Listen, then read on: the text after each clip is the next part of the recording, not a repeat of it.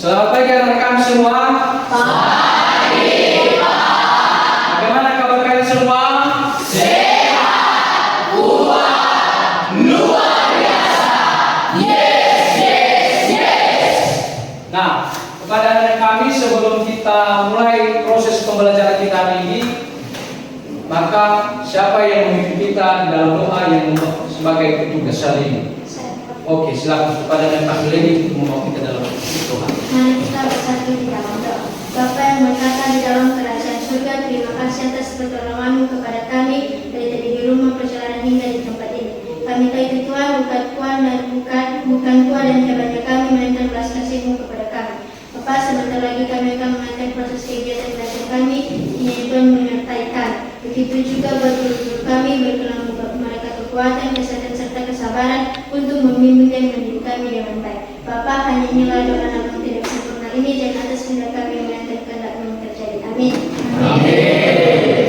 Baik, sebelum kita mulai proses pembelajaran kita, saya absen kalian semua ya.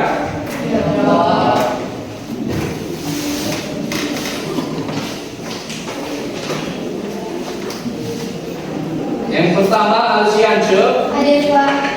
Anggung, Hadir Pak. Dea, Julius, Hadir Pak. Michael Jackson, Hadir Pak. hadir. Nita Mawarni, Hadir Pak. Rika, Hadir Pak. Samuel, Sri, oke. Warta Selamat Hadir Pak. dan Walter. Ada Walter? Hadir Pak. Hadir ya. Jadi anak kami semua hadir, dan mudah-mudahan anak kami mempertahankan kalian seperti hari ini ke depan, sehingga ke depan absensi kalian bagus semua, tidak ada yang sering-sering alfa. Baik, sebelum kita mulai materi kita, yaitu berpikir komputasional. Nah, sebelum kita mulainya, mari kita sama-sama membacakan tujuan pembelajaran kita ini di atas. Yang pertama adalah Memahami konsep dasar berpikir komputasional dengan benar. nomor 2, Menjelaskan pengertian utama berpikir komputasional, dekomposisi menggunakan pola, abstraksi dan algoritma dengan contoh sederhana. yang terakhir adalah Menerapkan berpikir komputasional dalam menyelesaikan masalah sehari-hari. nah ini nanti ketiga hal di atas. Inilah yang kita pelajari pada materi ini. Nah, itu dia tentang dulu materi kita, tujuan pembelajaran kita. Nah, anak-anak kami semua pernah nggak mendengarkan yang namanya berpikir komputasional? Pernah kalian mendengarkan yang namanya bagaimana cara yang namanya berpikir komputasional? Ada nggak yang memberikan pendapatnya anak-anak kami semua tentang pengertian daripada berpikir komputasional? Ada kira-kira? Oh, oke. Si Mercy, bagaimana menurut pengalaman Anda tentang pengertian yang namanya berpikir komputasional ini? Menurut pendapat saya, berpikir komputasional adalah pendekatan berpikir yang menggunakan prinsip-prinsip ilmu komputer untuk memecahkan masalah, menyusun solusi, dan membuat sistem yang dapat dijalankan secara logis oleh manusia maupun komputer. Ya, luar biasa. Berikan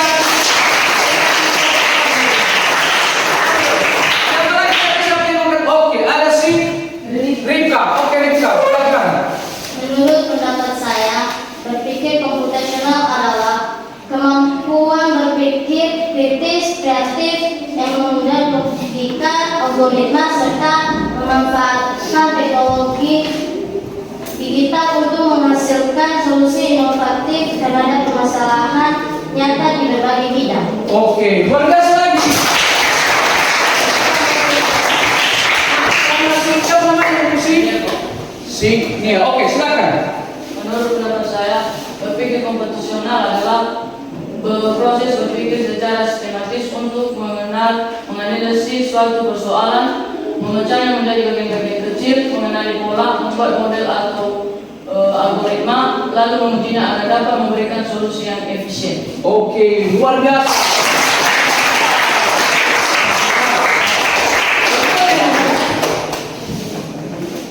Ini kan ya tujuan kita. Setelah itu kita masuk pada berpikir. Itu tadi pengertian yang sudah disampaikan oleh kawan bahwa berpikir komputasional itu adalah merupakan suatu metode atau cara berpikir yang memecahkan masalah yang rumit secara metodis, efisien dan logis, dan mirip dengan seorang ilmuwan yang sudah membuat yang namanya Nah, ini ya pengertian daripada berpikir komputasional. Ada 4 pilar utama berpikir komputasional. Yang pertama adalah definisi. Ada yang namanya pengenalan pola, ada juga pengenalan yang namanya abstraksi, dan ada juga algoritma. Silakan amati video ini di atas.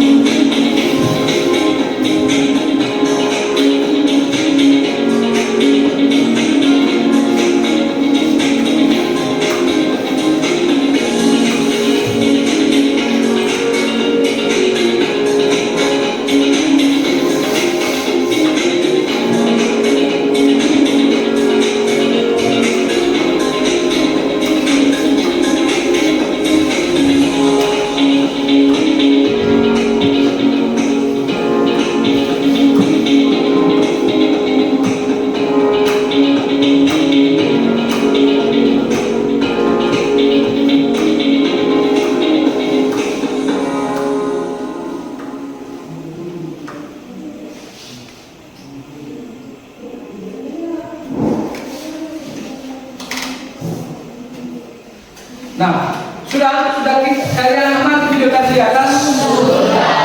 Ada 4 pilar utama berpikir komputer. Ada yang pertama tadi adalah dekomposisi. Kedua adalah penggunaan kuota. Ketiga adalah abstraksi. Dan yang terakhir adalah algoritma. Berdasarkan video itu tadi, anak-anak kami pasti sudah mengerti apa itu pengertian keempat pilar daripada berpikir komputasional. Jadi kepada anak kami, berdasarkan video yang sudah kalian amati, silakan bentuk kelompok berdasarkan kelompok yang sudah kita bagikan. Silakan.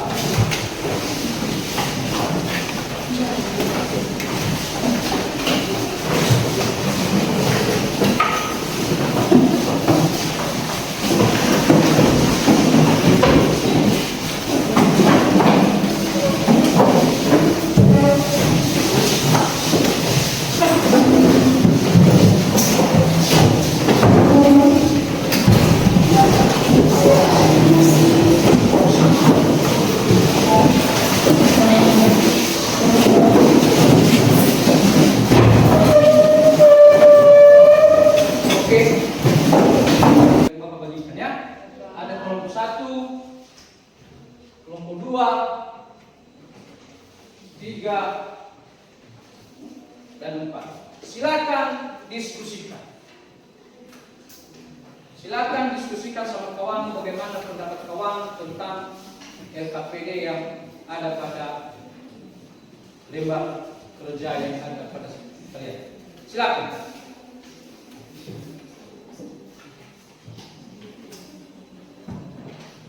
Jangan lupa tulis nama kelompoknya ya.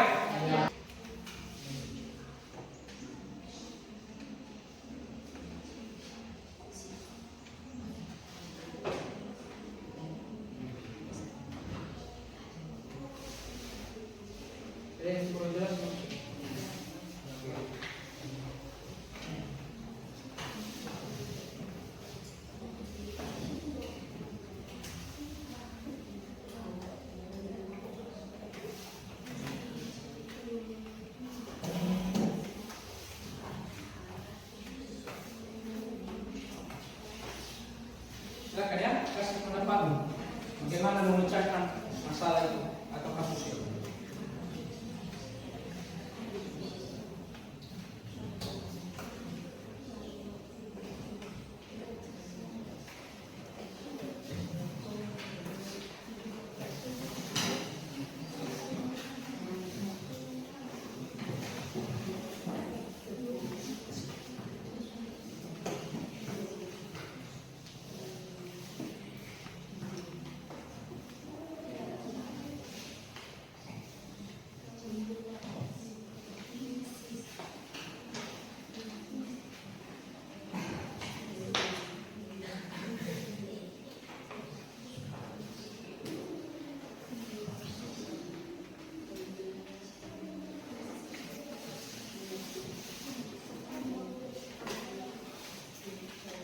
Bagaimana, sudah siap?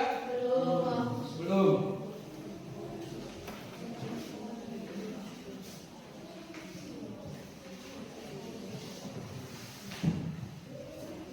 Ini kelompok 3 sudah siap? Masih belum.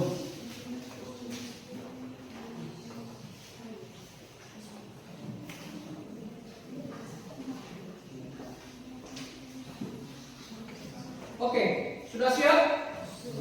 Sudah? Ini kelompok 1 sudah siap? Sudah? Sudah. Kelompok 2 gimana, sudah siap? Sudah. Luar biasa. Kelompok ini sudah siap? Sudah. Oke, berikan aku suara.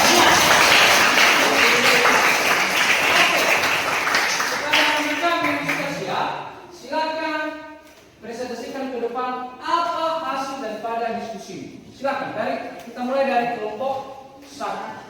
Silakan masuk ke depan.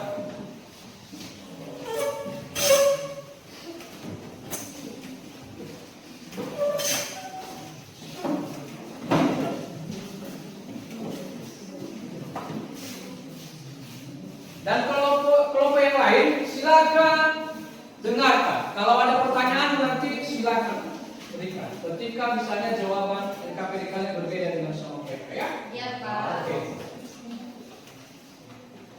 Baik, terima kasih kesempatan yang telah diberikan kepada kami, Ibu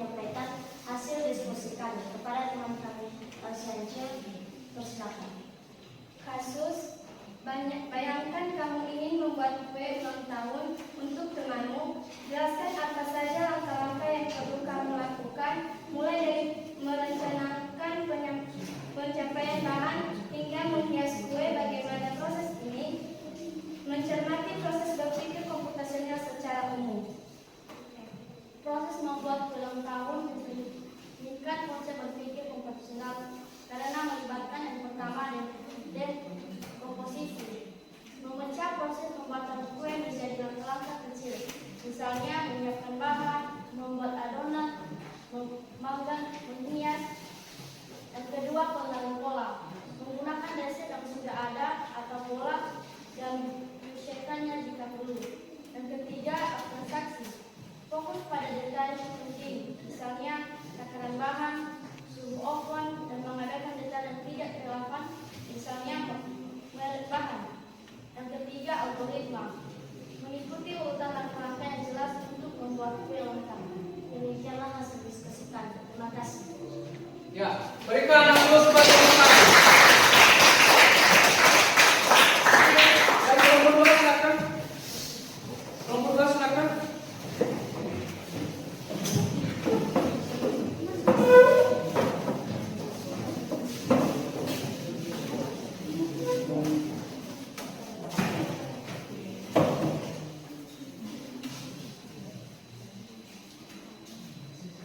Baik, terima kasih kesempatan yang telah diberikan kepada kami untuk menyampaikan presentasi kami pada hari ini. Baik, langsung saja kepada Masih untuk melaksanakan. Yang menjadi kasusnya yaitu jelaskan dengan kata-katamu sendiri apa yang dimaksud dengan dekomposisi, pengenalan pola, abstraksi, dan algoritma dalam berpikir komputasional. Berikan contoh sederhana untuk masing-masing pilar tersebut. Yang menjadi jawabannya yaitu 1. Dekomposisi. Memecahkan masalah besar menjadi bagian-bagian kecil yang lebih mudah dikelola. Contohnya, memecah tugas membersihkan rumah menjadi menyapu, mengepel, dan membersihkan kamar mandi. Yang kedua, pengenalan pola. Mencari kesamaan atau perbedaan dalam berbagai masalah atau situasi. Contohnya, mengenali bahwa setiap hari Senin selalu ada upacara bendera di sekolah. Yang ketiga, abstraksi. Artinya fokus pada informasi yang penting dan mengabaikan detail yang tidak relevan. Contohnya, saat menggunakan peta, kita hanya fokus pada jalan dan lokasi penting, mengabaikan detail seperti warna bangunan. Yang keempat, algoritma, yaitu membuat langkah-langkah yang jelas dan terstruktur untuk menyelesaikan masalah. Contohnya, resep makanan adalah algoritma untuk membuat makanan. Demikian hasil diskusi kami. Terima kasih. Oke. Silakan. Baik, terima kasih kesempatan yang telah diberikan kepada kami untuk menyampaikan hasil diskusi kami. Kepada teman kami lain untuk menyampaikan hasil diskusi kami. Baik, yang mencari kasus, kamu ingin mengatur jadwal belajar mingguan agar semua mata pelajaran mendapatkan waktu yang cukup. Bagaimana kamu bisa menggunakan prinsip-prinsip berpikir komputasional untuk membuat jadwal belajar yang efektif? Dan menjadi jawabannya, 1. Dekomposisi. Pecah tugas mengatur jadwal menjadi menentukan mata pelajaran yang perlu dipelajari, menentukan waktu yang tersedia setiap hari, menentukan prioritas mata pelajaran.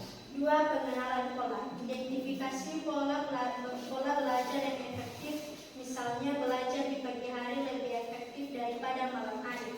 3. Abstraksi. Fokus pada alokasi waktu untuk setiap mata pelajaran, mengabaikan detail seperti tempat belajar atau metode belajar yang spesifik.